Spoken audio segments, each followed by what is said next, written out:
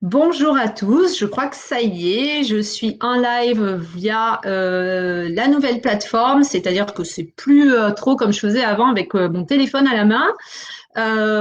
Vous pouvez commenter si vous arrivez sur ce live, juste pour me signaler votre présence. Donc là, c'est notre nouveau rendez-vous hebdomadaire.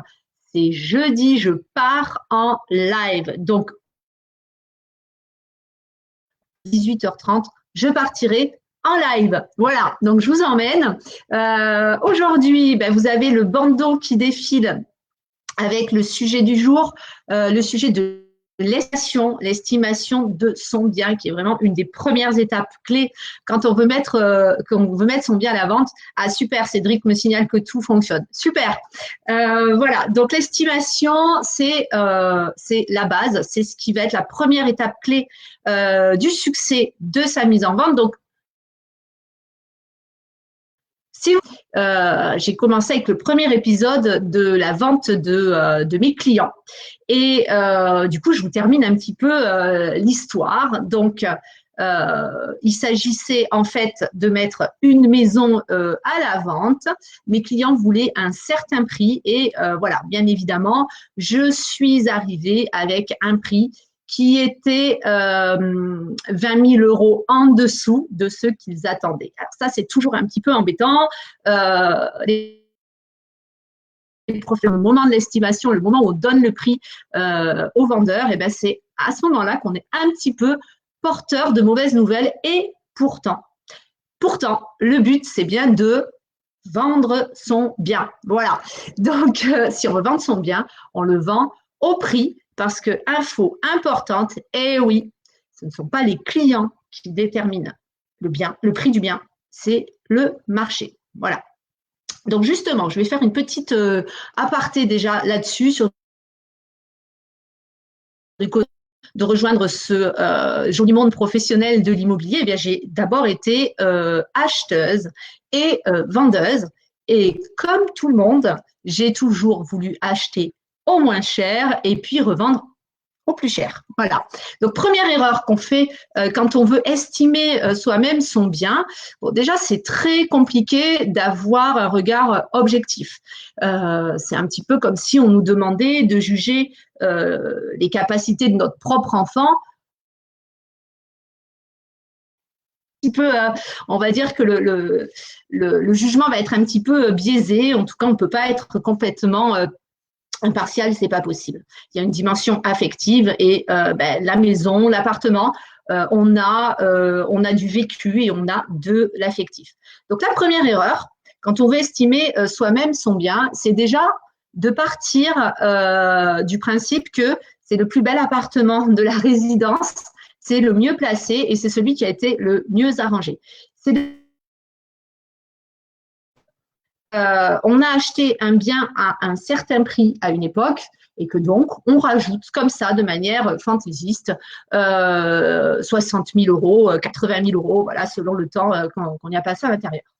Euh, vous l'avez tous, vous l'avez tous fait ça. Autre chose, et ça, moi, j'ai voulu le faire dans mon ancien appartement, c'est une grosse erreur. On voudrait pouvoir additionner tous les travaux qu'on a effectués, mais tous au centime près, presque jusqu'au choix des matériaux. Alors, c'est une grosse erreur. En même temps, quand on a fait des travaux et qu'on a fait de l'embellissement, ne vous inquiétez pas, le professionnel de l'immobilier va bien sûr en tenir compte. Ça, c'est évident. Ça ajoute de la valeur. Et d'ailleurs, ça fait partie des astuces que je vous publie actuellement tous les lundis sur le fait de valoriser son bien à la vente avant la mise en vente. Voilà. Autre erreur à éviter quand on estime son bien soi-même, eh bien, c'est de fixer un prix en fonction du futur projet.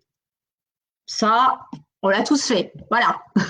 On veut tant d'apports, il reste tant à rembourser et on voudrait un prix exorbitant. Vous savez, il est très important de vendre son bien au juste prix parce que il y a une période cruciale en fait qui suit la mise en vente. C'est entre la deuxième. Moi, je suis ravie du coup. Ça a permis d'étayer en fait ce que j'ai expliqué parce que bien évidemment je reviens sur l'exemple de mes clients pour lesquels j'ai publié ce matin quand j'arrive et que je leur donne un prix qui est 20 000 euros de moins que celui qu'ils attendaient, il a fallu que j'argumente et que j'explique que c'était le meilleur moyen pour le vendre que de le mettre à ce prix-là qui était le juste prix et il a fallu un petit peu argumenter pour qu'ils acceptent. Était un petit peu dur au départ, mais qui ont accepté et suivi chacun de mes conseils. Et leur maison s'est vendue en 22 jours. Donc, en fait, ça se rejoint un petit peu à tout ce qui existe au niveau national. Hein. C'est comme ça dans l'immobilier. Entre la deuxième et la cinquième semaine, c'est vraiment une période cruciale. C'est la période où on va réussir à se rencontrer entre le vendeur et l'acquéreur solvable est vraiment, vraiment motivé par ce projet d'achat. Donc voilà les petites erreurs à éviter. Déjà, ajouter une plus-value comme ça qu'on aurait estimé de manière très fantaisiste. Les agents immobiliers, les professionnels de l'immobilier ont quand même des logiciels pour des études de marché. Hein, un professionnel de l'immobilier, il n'arrive pas chez vous à faire le tour de la maison et puis vous dire comme ça, à vue de nez, le prix. Hein, si vous faites ça, enfin, voilà. Je ne dirai rien, mais je l'ai eu, en tout cas, je l'ai eu vécu et non, j'ai pris, il a pris la porte, je n'ai pas donné suite. Voilà, parce que dans ces cas-là, n'importe quel particulier est capable de faire la même chose. Donc, ne pas ajouter non plus au centime près les travaux que nous avons effectués dans la maison ou dans l'appartement. Voilà. Et surtout, ne pas fixer son prix de vente en fonction du futur projet. Ça, c'est important. Donc, vous l'aurez compris, quand même un exercice qui est très difficile, qui est un petit peu délicat, hein, même pour le professionnel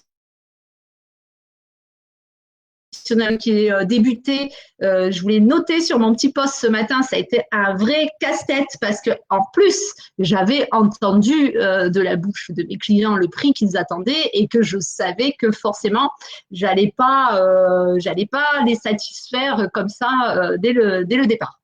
Voilà, donc première étape clé du succès de la vente. Je crois que je vous ai à peu près tout dit sur l'estimation. Il y en a maintenant des outils de recherche qui permettent de donner de la valeur au travail du professionnel. Je vous remercie de m'avoir suivi. Je remercie Charlotte et Cédric d'avoir commenté. Coucou Charlotte. Et puis c'est un succès. J'ai réussi à gérer la technologie, ce qui est plutôt vraiment pas mal parce que c'est pas complètement inné chez moi, on va dire. Donc ce sera notre rendez-vous du jeudi tous les 30.